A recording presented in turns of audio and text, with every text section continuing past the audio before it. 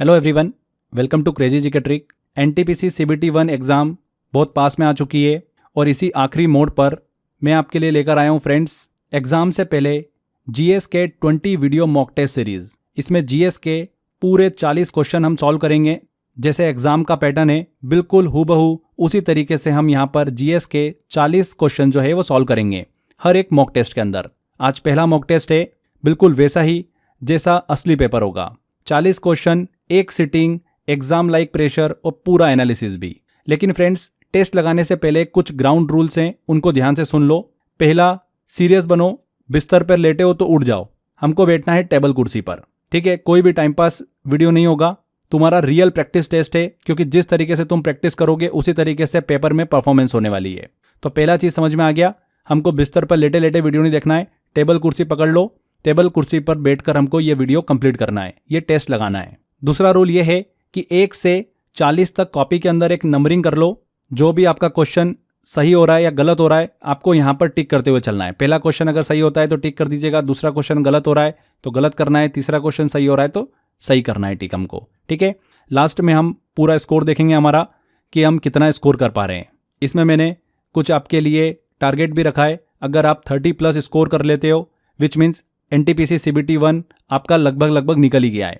अगर आपका स्कोर 25 से 30 के बीच में है तो आप बाउंड्री लाइन पर हो, थोड़ी सी मेहनत की आपको ज़रूरत है। तो जो गलती हो रही है उसको पहचानो और प्रैक्टिस करो।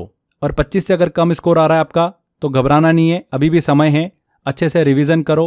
जो मैंने आपको 10,000 एनटीपीसी के 1 लाइनर दिए हैं उनको पढ़ो। यूट्यूब के ऊपर जो मेरी जीएस की मास्टर सीरीज चल रही है एनटीपीसी की, उसको फॉलो करो, आपका स्कोर 30+ हो जाएगा। तीसरा रूल है, एक बार में आपको पूरा टेस्ट लगाना है, टुकड़ों टुकड़ों में मत बांट देना इसको कि 10 क्वेश्चन तो हमने सुबह लगा लिए, 15 क्वेश्चन शाम को लगा लिए, तो ऐसे नहीं चलेगा। जैसा एग्जाम हॉल में बैठते हो ना, वैसे ही पूरा मॉक टेस्ट लगाना है, एक बार में, बिना रुके, बिना डिस्ट्रैक्शन के साथ में। क्लियर? चौथा रूल है, आखिरी रूल, मैं हर एक क्वेश्चन को क्लियर पढ़ूंगा ऑप्शन के साथ में, फिर आपको 5 सेकेंड मिलेंगे। 5 सेकेंड में आपको अपना फाइनल आंसर डिसाइड करना है। उसके बाद में मैं आपको करेक्ट आंसर बताऊंगा इन शॉर्ट एक्सप्लेनेशन। इस तरीके से न सिर्फ प्रैक्टिस होगी बल्कि हर सवाल के पीछे का आपको कॉन्सेप्ट भी क्लियर हो जाएगा। क्लियर हो गया फ्रेंड्स? स्टार्ट करने से पहले एक और चीज, अगर इस पूरे टेस्ट का आपको बाद में प्रैक्टिस करना है तो जो 10,000 1 लाइनर मैंने जीएस के दिए हैं आपको एनटीपीसी के लिए, 29 रुपीज़ का पैकेज है वो। इसी पैकेज में ये 20 वीडियो टेस्ट आपको मिल जाएंगे, वहां पर भी आप इस टेस्ट के प्रैक्टिस कर सकते हैं।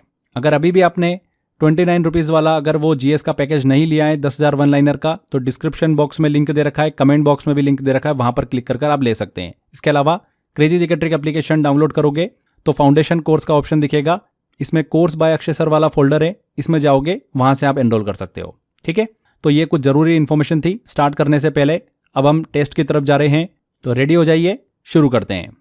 पहला क्वेश्चन है, सांख्य दर्शन, सांख्य फिलोसॉफी की स्थापना किसने की थी? ऑप्शन है पतंजलि, कपिल, कुम्भरीला भट्ट और गौतम।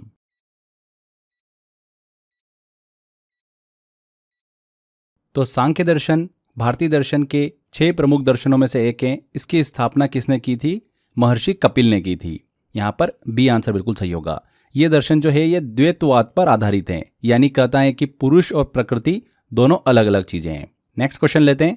पेरिस ओलंपिक 2024 की पदक तालिका में भारत का स्थान कौन सा रहा है? 63वां, 68वां, 71वां या फिर 73वां?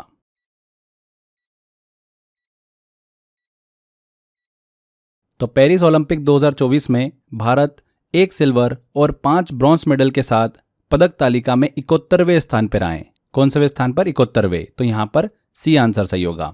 मनु भाकर ने पेरिस ओलंपिक में 2 मेडल जीते हैं, दोनों ब्रॉन्ज मेडल, और एक ही ओलंपिक में 2 पदक जीतने वाली पहली व्यक्ति बनी है भारत की, मनु भाकर। ये पॉइंट आप जरूर दिमाग में रखिएगा। अगले क्वेश्चन की तरफ चलते हैं। प्रसिद्ध उद्योगपति रतन टाटा जी का निधन हो गया, उन्हें किस वर्ष पद्म विभूषण से सम्मानित किया गया था? ऑप्शन है 2017, 2016, 2008 और 2014।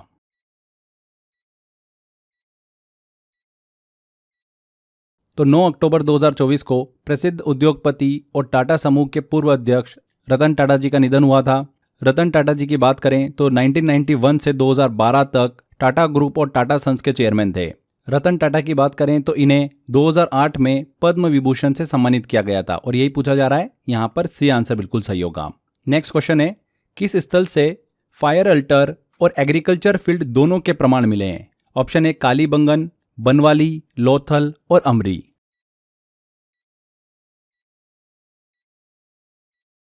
करेक्ट आंसर होगा इसका कालीबंगन। फायर अल्टर मतलब जो अग्नि स्थल है उसकी बात हो रही है। एग्रीकल्चर फील्ड मतलब खेती की भूमि।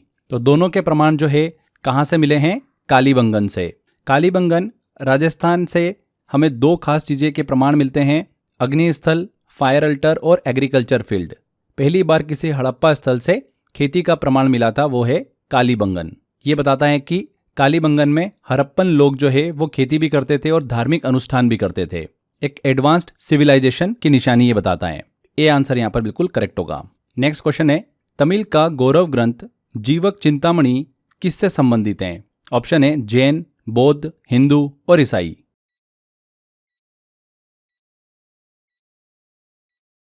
जीवक चिंतामणि की बात करें तो जैन संप्रदाय से इसे जोड़ा जाता है। इसे किसके द्वारा लिखा गया था? तिरुत्कत्तेवर के द्वारा लिखा गया था, जो कि एक प्रसिद्ध तमिल कवि थे। यहाँ पर ए आंसर बिल्कुल सही होगा, जैन धर्म से संबंधित है। अगला क्वेश्चन है, किस पल्लव राजा ने पुलकेशिन द्वितीय को हराकर वातपीकोंडा की उपाधि प्राप्त की? ऑप्शन है नरसिंहवर्मन प्रथम, महेंद्रवर्मन प्रथम, परमेश्वरवर्मन प्रथम या फिर नंदीवर्मन।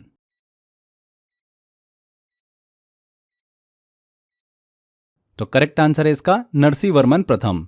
नरसिंहवर्मन प्रथम को पल्लव साम्राज्य का महान पहलवान भी कहा जाता था। उन्होंने 642 ईस्वी में चालुक्य राजा पुलकेशिन द्वितीय को हराकर उनकी राजधानी वातापी, जिसे बदामी के नाम से भी जाना जाता है, उस पर विजय प्राप्त की थी, जिसके बाद उन्हें वातापीकोंडा की उपाधि प्राप्त हुई। इसका मतलब यही है कि वातापी विजेता। उन्होंने महाबलीपुरम शहर बसाया था और वहां की रॉक कट आर्किटेक्चर की नींव रखी थी। तो नरसिंहवर्मन प्रथम करेक्ट आंसर होगा, ए आंसर। नेक्स्ट क्वेश्चन आता है, डी का आस्की कोड क्या है? ऑप्शन है 68, 65, 67 या 69।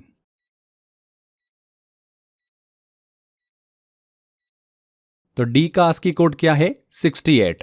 देखिए, ए का आस्की कोड दिमाग में रख लीजिएगा, 65 है। उसके बाद बस आपको नंबर फॉलो करना है। बी का हो जाएगा 66, सी का हो जाएगा 67 और डी का हो गया 68। तो यहां पर ए आंसर बिल्कुल सही होगा। डी का आस्की कोड 68 है। डी का बाइनरी नंबर अगर पूछ लेते तो वो भी मैंने आपको बता रखा है। कंप्यूटर का जो एनटीपीसी का मास्टर वीडियो डला हुआ है उसमें मैंने आपको बताया हुआ है कि बाइनरी नंबर कैसे फाइंड किया जाता है। आगे बढ़ते हैं, अगले क्वेश्चन की तरफ चलते हैं। थॉमस कब किस खेल से संबंधित हैं और इसका पहला संस्करण कब हुआ था? ऑप्शन है बैडमिंटन से संबंधित है, 1949 में इसका पहला संस्करण हुआ था। टेनिस से संबंधित है, 1952। क्रिकेट से संबंधित है, 1955 और डी ऑप्शन है टेबल टेनिस से संबंधित है, 1947।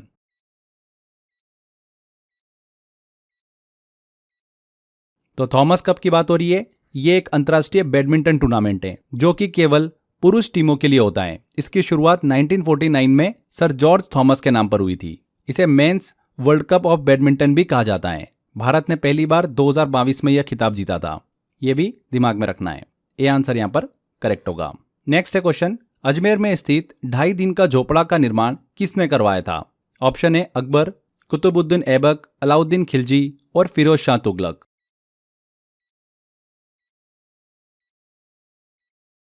2.5 दिन के झोपड़े की बात हो रही है। यह राजस्थान के अजमेर शहर में स्थित एक ऐतिहासिक इमारत है।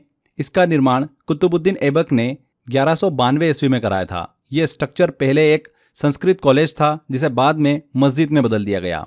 इसका नाम 2.5 दिन इसलिए पड़ा क्योंकि माना जाता है कि इसे बहुत कम समय में, लगभग 2.5 दिन में आंशिक रूप से तैयार किया गया था। इसीलिए इसका नाम 2.5 दिन का झोपड़ा रखा गया। यह भारत की शुरुआती इंडो इस्लामिक आर्किटेक्चर का एक एग्जाम्पल है। यहाँ पर कुतुबुद्दीन ऐबक ने इसका निर्माण कराया था। B answer. इनमें से किस नेता को जननायक के रूप में जाना जाता है जिन्होंने बिहार में सामाजिक न्याय और समानता के लिए व्यापक कार्य किया? ऑप्शन है कर्पूरी ठाकुर, लाल बहादुर शास्त्री, सुभाष चंद्र बोस और डॉक्टर राजेंद्र प्रसाद।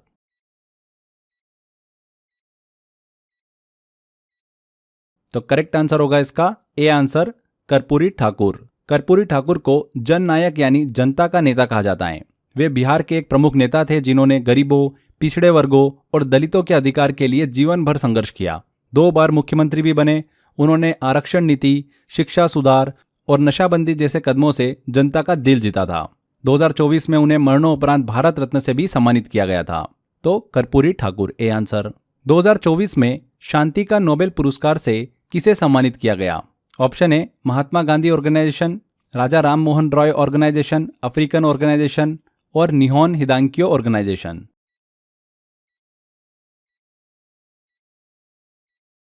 इसका करेक्ट आंसर होगा जापानी संगठन नियोन हिदांकियो ऑर्गेनाइजेशन को। डी आंसर 2024 के नोबेल शांति पुरस्कार से सम्मानित किया गया।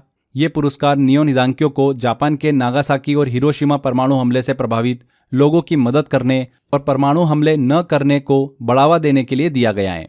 नियोन हिदांकियो एक एनजीओ है जिसका प्रयास दुनिया को परमाणु हथियारों से मुक्त करना है। तो डी आंसर करेक्ट है। अगला क्वेश्चन लेते हैं। राष्ट्रीय हल्दी बोर्ड का मुख्यालय कहां पर स्थापित किया गया है? ऑप्शन है हैदराबाद, दिल्ली, निजामाबाद, विशाखापत्तनम।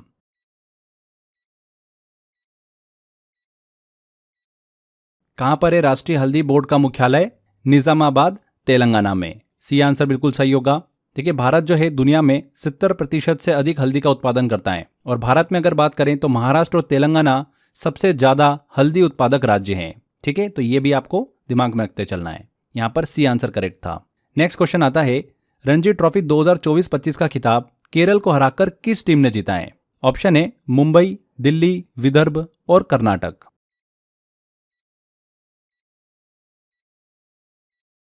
तो विदर्भ ने 2024-25 रणजी ट्रॉफी के फाइनल में केरला को हराकर तीसरी बार चैंपियनशिप जीती है। किस टीम ने हराया केरला को? विदर्भ ने। तो सी आंसर यहां पर सही होगा। इससे पहले के एडिशन की बात करें 2023-24 की, तो उसका विनर रहा था मुंबई। कभी कभी एग्जाम के अंदर पुराना डेटा भी पूछ लेते हैं, तो ये चीज भी क्लियर रखिएगा। यहां पर सी आंसर। अगला क्वेश्चन है, वर्ष 2024 के लिए शांति, निरस्त्रीकरण और विकास के लिए इंदिरा गांधी पुरस्कार से किसे सम्मानित किया गया? ऑप्शन है Michelle Bachelet, Antonio Guterres, Malala Yousafzai या एंजेला मर्केल।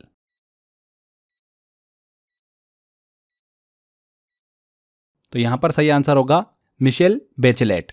ए आंसर। चिली की पूर्व राष्ट्रपति और प्रमुख मानवाधिकार कार्यकर्ता मिशेल बैचलेट को इस पुरस्कार से सम्मानित किया गया।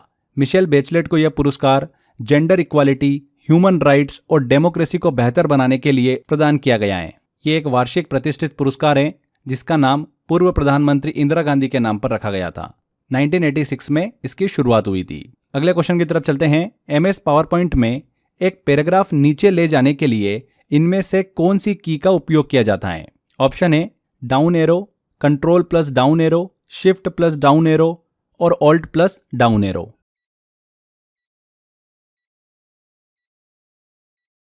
सही आंसर है इसका control plus down arrow. MS power point में कंट्रोल प्लस डाउन एरो का यूज जो होता है वो पैराग्राफ नेविगेशन के लिए किया जाता है। ये कर्सर को करंट पैराग्राफ से नेक्स्ट पैराग्राफ पर ले जाता है। ये वर्क की प्रोडक्टिविटी और टेक्स्ट एडिटिंग को इजी बनाता है। तो कंट्रोल प्लस डाउन एरो जो है एमएस पावर पॉइंट में एक पैराग्राफ नीचे ले जाने के लिए उपयोग किया जाता है। अगला क्वेश्चन आता है, रशियन केमिस्ट दमित्री मेंडेलीव के समय ज्ञात तत्वों की कुल संख्या कितनी थी? ऑप्शन है 57, 53, 63 और 67।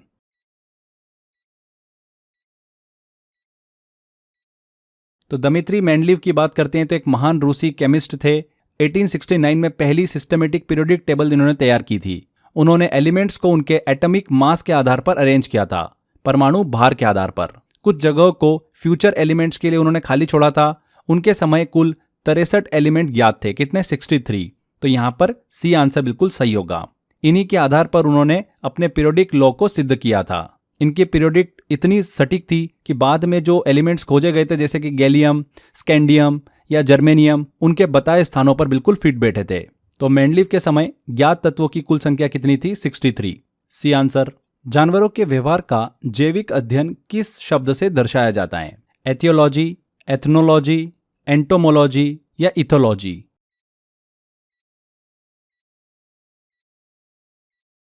करेक्ट आंसर होगा इसका इथोलॉजी। इथोलॉजी वह विषय है जिसमें एनिमल्स के नेचुरल बिहेवियर का साइंटिफिक और बायोलॉजिकल स्टडी किया जाता है। यह देखा जाता है कि जानवर एनवायरनमेंट में कैसे रिएक्ट करते हैं, उनका व्यवहार नर्वस सिस्टम और हार्मोन से कैसे जुड़ा हुआ है। इसकी शुरुआत जो है कॉन्ट्रॉट लॉरेंज और निको टेनबर्ग ने की थी। इसके लिए उन्हें नोबेल प्राइज भी मिला था। तो जानवरों के व्यवहार का जैविक अध्ययन किस शब्द से दर्शाया जाता है? इथोलॉजी से दर्शाया जाता है। D answer. अगला क्वेश्चन आता है, इनमें से कौन सी बीमारी लीवर मतलब यकृत में सूजन पैदा करती है? हेपेटाइटिस, ट्यूबरक्लोसिस, निमोनिया या डायबिटीज?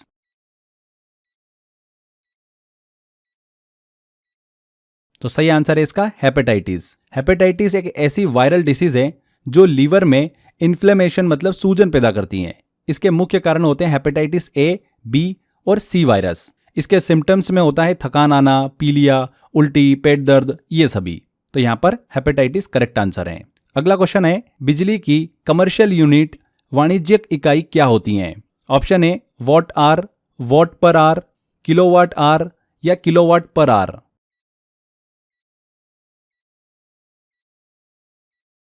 तो इसका सही आंसर है, बिजली का बिल जो होता है आप सभी ने देखा भी होगा, किलोवाट आर में लिया जाता है, किलोवाट घंटे में। 1 किलोवाट आर जो होता है वो 1000 वॉट इंटू 1 घंटे के बराबर होता है, जो कि होता है 3.6 इंटू 10⁻6 जूल। यानी अगर 1000 वॉट का कोई अप्लायंसेस, चाहे वो कोई एक मिक्सर हो, 1 घंटे तक चले तो 1 किलोवाट आर बिजली खर्च होती है। अब अगर एक यूनिट की प्राइस 7 रुपये या 8 रुपये है तो उसने 1 घंटे के अंदर कितना बिल बनाया? 8 रुपये उसने बिल बनाया। ठीक है, ध्यान रखिएगा, इलेक्ट्रिकल एनर्जी का ऐसा यूनिट क्या होता है? जूल होता है। कमर्शियल यूनिट पूछे तो किलोवाट घंटा। सी आंसर यहाँ पर करेक्ट होगा। यहाँ पर आगे बढ़ें, 20 सेकंड के अंदर जल्दी से मैं एक छोटी सी इन्फॉर्मेशन आपको दे देता हूँ। लास्ट टाइम के लिए एनटीपीसी का कंप्लीट पैकेज हमने आपके लिए अवेलेबल करा दिया है। जीएस, मैथ्स एंड रीजनिंग तीनों की यहाँ पर आपको ई बुक मिल जाएगी इस पैकेज के अंदर। मैथ्स के टॉपिक वाइज आपको यहाँ पर ई बुक मिल जाएगी विथ सॉल्यूशन के साथ में, ऐसे रीजनिंग की भी मिल जाएगी। एंड जीएस के आपको यहाँ पर लास्ट टाइम रिवीजन के लिए 1 लाइनर दिए गए हैं। तो 64 रुपीज़ का पैकेज है मात्र, ये आप ले सकते हैं इसको। डिस्क्रिप्शन बॉक्स और कमेंट बॉक्स में लिंक दे रखा है। इसके अलावा क्रेजी जीके ट्रिक एप्लीकेशन में जाएंगे, फाउंडेशन कोर्स में कोर्स बाय अक्षय सर वाला फोल्डर दिखेगा, इसमें जाएंगे तो ये पैकेज आपको मिल जाएगा। इसमें डेली एक मॉक टेस्ट भी हम आपके लिए अवेलेबल करा रहे हैं, जिससे कि आप सेल्फ एनालिसिस कर सकते हैं, प्रैक्टिस कर सकते हैं। तो एक छोटी सी इन्फॉर्मेशन थी। चलिए अगला क्वेश्चन आता है, अगर 3 महीने तक विटामिन सी न मिले तो कौन सी बीमारी हो सकती है? ऑप्शन है रिकेट्स, पेलाग्रा, बेरीबेरी या स्कर्वी।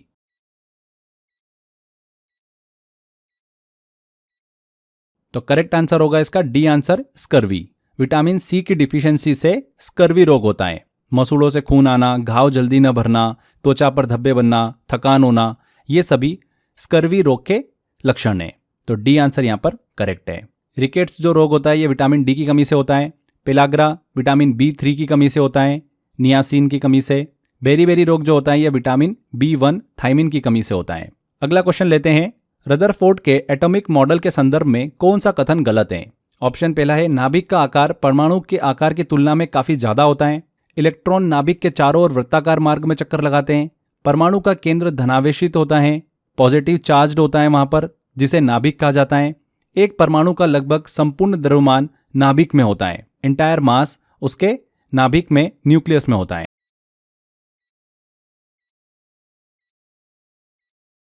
तो यहां पर कौन सा कथन गलत है? पहला वाला कथन गलत है। नाभिक का आकार परमाणु के आकार की तुलना में काफी ज्यादा होता है, जो कि बिल्कुल गलत स्टेटमेंट है।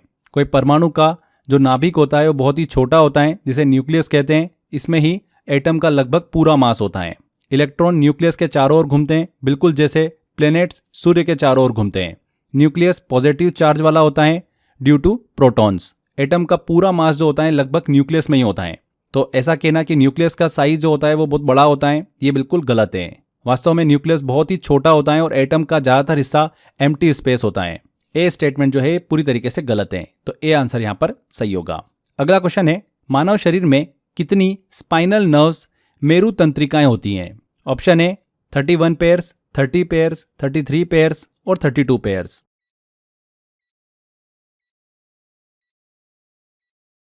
करेक्ट आंसर होगा इसका 31 पेयर्स। मानव शरीर में कुल 31 जोड़ी स्पाइनल नर्व्स होती हैं, मेरु तंत्रिकाएं होती हैं। ये स्पाइनल नर्व्स स्पाइनल कॉर्ड से निकलती हैं और शरीर के अलग अलग भागों तक सिग्नल पहुंचाने और लाने का काम करती हैं। ये आंसर यहां पर करेक्ट है। अगला क्वेश्चन आता है, न्यूटन्स के फर्स्ट लॉ ऑफ मोशन का दूसरा नाम क्या है? ऑप्शन है संवेग का नियम, लॉ ऑफ मोमेंटम, गति का नियम, लॉ ऑफ मूवमेंट, जड़त्व का नियम, लॉ ऑफ इनर्शिया या विस्थापन का नियम, लॉ ऑफ डिस्प्लेसमेंट।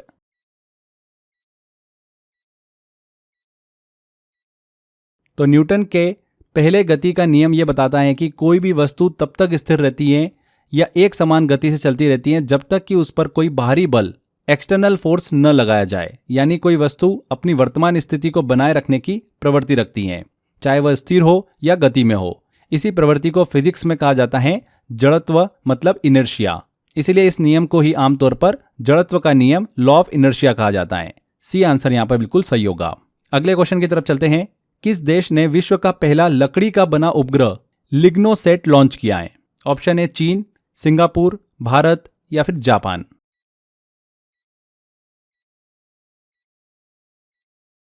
तो करेक्ट आंसर होगा इसका जापान। जापान ने विश्व का पहला लकड़ी का बना उपग्रह लॉन्च किया है। इस लकड़ी से बने उपग्रह का नाम क्या है? लिग्नोसेट। इसे क्योटो विश्वविद्यालय के शोधकर्ताओं ने तैयार किया है। लिग्नो एक लैटिन शब्द है जिसका मतलब ही होता है लकड़ी। तो डी आंसर जापान बिल्कुल सही होगा। अगला क्वेश्चन है, संथाल जनजाति इनमें से किस राज्यों में पाई जाती है? ऑप्शन है झारखंड और बिहार, उत्तराखंड और उत्तर प्रदेश, असम और त्रिपुरा, और डी ऑप्शन है गुजरात और राजस्थान।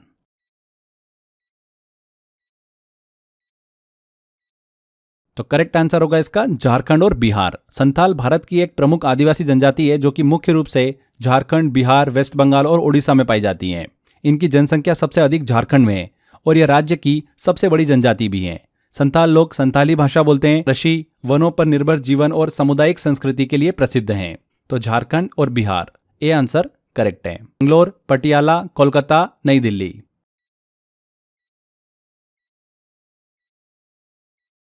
तो नेताजी सुभाष राष्ट्रीय खेल संस्थान कहां पर स्थित है? पटियाला में स्थित है। भारत का सबसे बड़ा खेल प्रशिक्षण संस्थान है, पंजाब के पटियाला में स्थित है। 1961 में स्थापित किया गया था। ये स्पोर्ट्स अथॉरिटी ऑफ इंडिया के तहत कार्य करता है। यहाँ पर खेलों में करियर बनाने वाले खिलाड़ियों और कोचेस को साइंटिफिक ट्रेनिंग, न्यूट्रिशन और स्पोर्ट्स मैनेजमेंट की सुविधा दी जाती है। अगला क्वेश्चन है, इनमें से कौन सा दिवस डॉक्टर सीवी रमन की खोज से संबंधित है? राष्ट्रीय विज्ञान दिवस, राष्ट्रीय प्रौद्योगिकी दिवस, अंतर्राष्ट्रीय विज्ञान दिवस और भौतिक दिवस।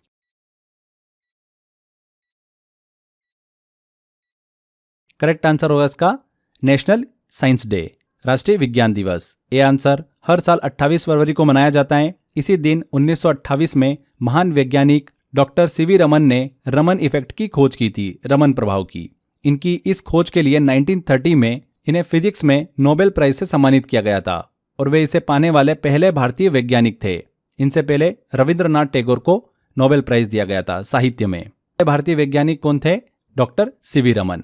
A answer. अगला क्वेश्चन है, 505 में भारत के पहले पुर्तगाली वायसराय द्वारा किस किले का निर्माण कराया गया था? ऑप्शन आता है Saint Angelo fort, saint Thomas fort, fort Emmanuel या फोर्ट सेंट डेविस।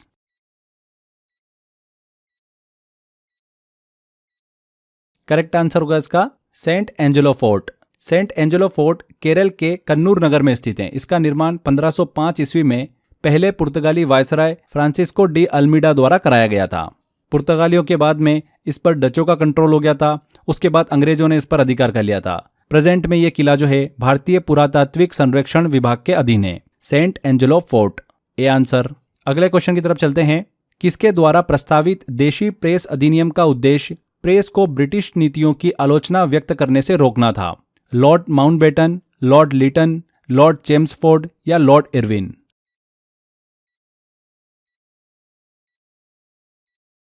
इसका करेक्ट आंसर है बी आंसर, लॉर्ड लीटन। देशी प्रेस अधिनियम वायसराय लॉर्ड लीटन द्वारा 1878 में पास किया गया था। इस एक्ट में भारतीय भाषाओं में प्रकाशित होने वाले सभी समाचार पत्रों, पत्रिकाओं पर नियंत्रण लगा दिया गया, परंतु अंग्रेजी में प्रकाशित होने वाले समाचार पत्रों पर यह लागू नहीं हुआ। इसे मुंह बंद करने वाला अधिनियम भी कहा जाता है। लॉर्ड लीटन द्वारा ये लाया गया था। B answer. अगला है, 16वें वित्त आयोग के अध्यक्ष के रूप में किसे नामित किया गया है? अरविंद पनगड़िया, उर्जित पटेल, मोंटेक सिंह आलूवालिया या बीमल जालान।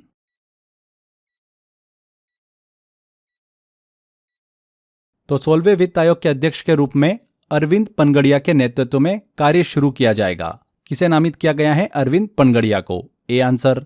16वां वित्त आयोग संविधान के आर्टिकल 280 के तहत भारत सरकार द्वारा गठित वित्त आयोग है। अरविंद पनगड़िया को 1 अप्रैल 2026 से 5 वर्ष की अवधि के लिए भारत की केंद्र सरकार और राज्यों के बीच कर राजस्व के बंटवारे का निर्धारण करना है। यहां पर ए आंसर सही होगा, अरविंद पनगड़िया। नेक्स्ट है, पुस्तक गांधी अ लाइफ 3 कैंपेन किसके द्वारा लिखी गई है? ऑप्शन है एमजे अकबर, अनामिका कालरा, विवेक सिंह या विशाल गांधी?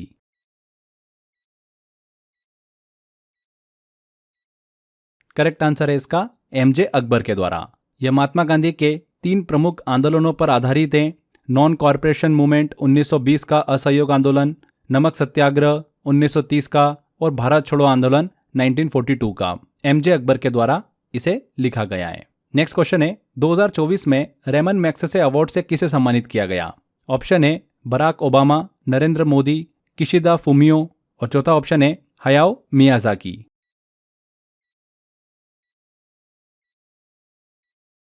इसका करेक्ट आंसर होगा हयाओ मियाजाकी। 2024 में रेमन मैग्सेसे अवार्ड से इन्हें सम्मानित किया गया। ये पुरस्कार उन्हें पर्यावरण जागरूकता और फिल्म निर्देशन के क्षेत्र में योगदान के लिए दिया गया है। मैग्सेसे अवार्ड को एशिया का नोबेल प्राइज भी कहा जाता है। इसकी शुरुआत 1957 में हुई थी। डी आंसर यहाँ पर करेक्ट है। नेक्स्ट क्वेश्चन आता है 2025 के 74वें गणतंत्र दिवस के मुख्य अतिथि कौन थे? ऑप्शन है जोको Widodo, Lula da Silva, Prabowo Subianto और Xi Jinping.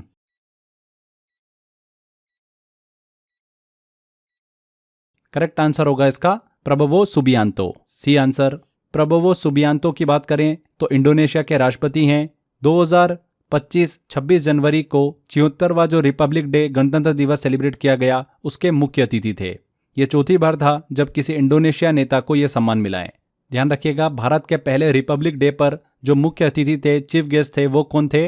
Doctor Sukarno, Indonesia के पहले राष्ट्रपति। कभी अगर थोड़ा लेवल का क्वेश्चन पूछना होगा तो ये पूछ सकते हैं आपसे।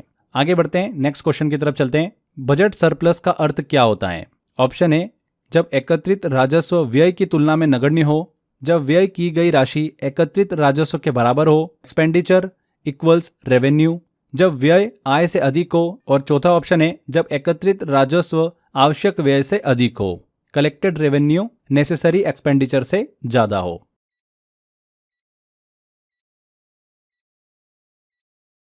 तो इसका करेक्ट आंसर होगा डी आंसर, जब एकत्रित राजस्व आवश्यक व्यय से अधिक हो। इसे ही बोला जाता है बजट सरप्लस, बजट अधिशेष। जब सरकार की कुल कमाई टोटल रेवेन्यू उनके कुल खर्च टोटल एक्सपेंडिचर से ज्यादा होती हैं तो बजट सरप्लस कहते हैं उसे। यह स्थिति तब आती है जब सरकार जरूरत से ज्यादा इनकम कलेक्ट करती है। यह देश की मजबूत अर्थव्यवस्था और वित्तीय अनुशासन को दर्शाता है। अगला क्वेश्चन आता है घरेलू मुद्रा के एक्सटर्नल वैल्यू में कमी को क्या कहा जाता है? ऑप्शन है मुद्रास्फीति में कमी, इन्फ्लेशन में कमी, मुद्रा का अवमूलन, डिवैल्यूएशन ऑफ करेंसी, क्रय शक्ति में वृद्धि, इंक्रीज इन परचेसिंग पावर या आर्थिक विकास, इकोनॉमिक ग्रोथ।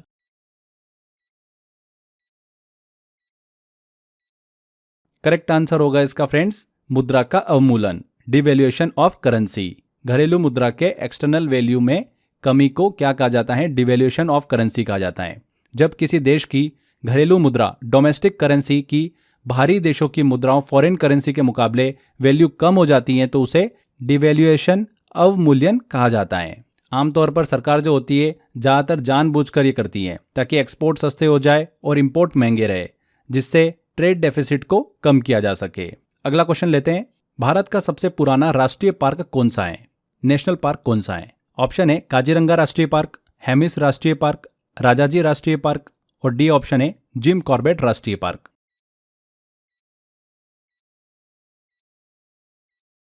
सही आंसर है इसका डी आंसर, जिम कॉर्बेट राष्ट्रीय park. Jim Corbett national park जो है उसकी स्थापना 1936 में हुई थी। यह भारत का सबसे पहला और सबसे पुराना राष्ट्रीय पार्क है। शुरू में इसका नाम हेली नेशनल पार्क था, बाद में इसका नाम जिम कॉर्बेट रखा गया, जो कि एक प्रसिद्ध शिकारी और संरक्षणवादी थे।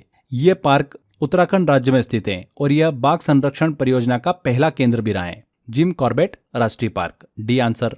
अगला क्वेश्चन है भारतीय संविधान में संविधान संशोधन की प्रक्रिया किस देश के संविधान से ली गई है? ऑप्शन है दक्षिण अफ्रीका, जर्मनी, कनाडा, ऑस्ट्रेलिया।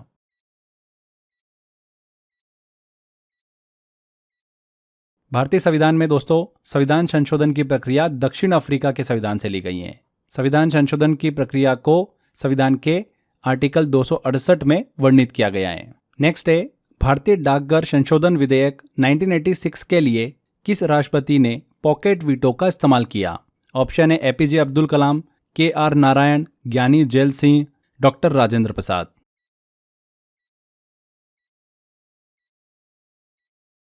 इसका करेक्ट आंसर है ज्ञानी जैल सिंह। पॉकेट वीटो का उपयोग भारत में पहली बार राष्ट्रपति ज्ञानी जैल सिंह ने किया था। उन्होंने इंडियन पोस्ट ऑफिस बिल 1986 पर हस्ताक्षर नहीं किए और ना ही उसे अस्वीकार किया। इसे अनिश्चित काल तक लंबित रखा था। यह विधेयक सरकार को डाक पत्रों को खोलने का अधिकार देता था, जो नागरिक स्वतंत्रता का उल्लंघन माना गया। भारत में राष्ट्रपति के पास पॉकेट वीटो का अधिकार संविधान में स्पष्ट नहीं है, लेकिन व्यवहार में उसे मान्यता प्राप्त है। सी आंसर ज्ञानी जैल सिंह। नेक्स्ट है, पंचायती राज व्यवस्था किस संविधान संशोधन से लागू हुई? ऑप्शन ए 42वें, 61वें, 73वें या फिर 86वें।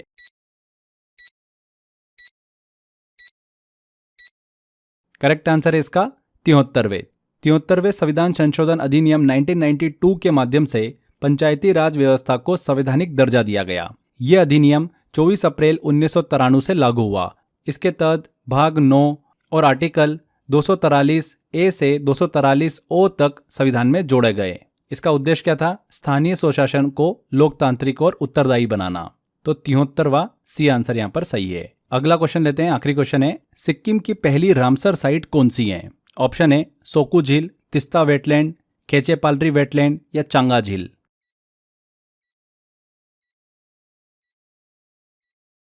करेक्ट आंसर होगा इसका खेचे पालरी वेटलैंड। ये सिक्किम की पहली रामसर साइट है। 2 फरवरी 2025 को विश्व वेटलैंड दिवस के अवसर पर इसे रामसर साइट के रूप में घोषित किया। देखिए, फरवरी 2025 तक भारत में अगर बात करें तो कुल रामसर साइट की संख्या कितनी है? 89 है। खेचे पालरी वेटलैंड की बात करें तो यह झील बौद्ध और हिंदू धर्मों में पवित्र मानी जाती हैं और इच्छा पूर्ण करने वाली झील के रूप में प्रसिद्ध हैं। भारत में सबसे ज़्यादा रामसर साइट किस राज्य में है? तमिलनाडु में। तो ये 40 क्वेश्चन हमारे यहाँ पर कंप्लीट होते हैं। आई होप आपने ज़्यादा से ज़्यादा क्वेश्चन बिल्कुल सही करे होंगे। जिन भी स्टूडेंट्स ने 1000 अगर वन लाइनर को ध्यान से पढ़ा होगा और जो भी मैंने क्वेश्चंस अभी यूट्यूब पे सॉल्व कराए मास्टर वीडियो सीरीज़ के अंतर्गत, उन्होंने सारे क्वेश्चन बड़ी आसानी से बना लिए होंगे। अब आपको करना ये है कि जो भी आपका स्कोर आया है उसको कमेंट बॉक्स में कमेंट करिएगा। पता चलेगा इससे कि आपका स्कोर क्या चल रहा है, और अपने साथ ईमानदार रहिएगा। जो भी आपका फाइनल स्कोर है वही कमेंट करिएगा, जिससे आप नेक्स्ट टाइम अपने स्कोर को इम्प्रूव कर सके। अपनी गलती को पहचानो, एनालिसिस करो कि कौन सा पार्ट आपका वीक है, उसको रिवाइज करो, एंड ये चीज़ें आपकी एग्ज़ाम में काम आएगी। आपके एग्ज़ाम के स्कोर को 25 से 30% बढ़ाएगी। तो यहाँ पर हमारा पहला वीडियो मॉक टेस्ट कंप्लीट होता है। एनटीपीसी को लेकर 20 वीडियो मॉक टेस्ट मैं आपके लिए लेकर आने वाला हूँ यूट्यूब पर। बेटर होगा कि आप अपनी प्रिपरेशन को अच्छा रखें। एनटीपीसी के लिए अगर जीएस को लेकर अगर आप प्रॉब्लम फेस कर रहे हैं तो जीएस का मैंने बहुत अच्छा सॉल्यूशन बना रखा है आपके लिए। देखिए, आपके पास ऑप्शन अवेलेबल है। मैंने आपको जीएस के लिए फ्रेंड्स 10,000 वन लाइनर दे रखे हैं, उनको अच्छे से पढ़ लीजिए। प्रीवियस ईयर क्वेश्चन भी है और ऐसे क्वेश्चन भी है जो एग्जाम के अंदर पूछे जा सकते हैं। बहुत ही सिस्टमेटिक तरीके से मैंने उसको आपके लिए प्लान कर रखा है। इसके अलावा जो हम ये 20 वीडियो मॉक टेस्ट लगाने वाले हैं, इनकी आप प्रैक्टिस कर सकते हैं। ये भी मैंने इसी पैकेज में, जो अपना 10,000 वन लाइनर वाला पैकेज है जीएस का, इसी में मॉक टेस्ट डाल दिए हैं। आप इसकी वहाँ पर प्रैक्टिस भी कर सकते हैं। तो अलग से आपको कहीं पे भी जाने की ज़रूरत नहीं है।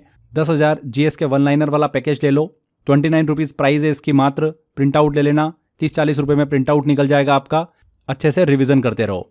कहाँ से लोगे आप ये?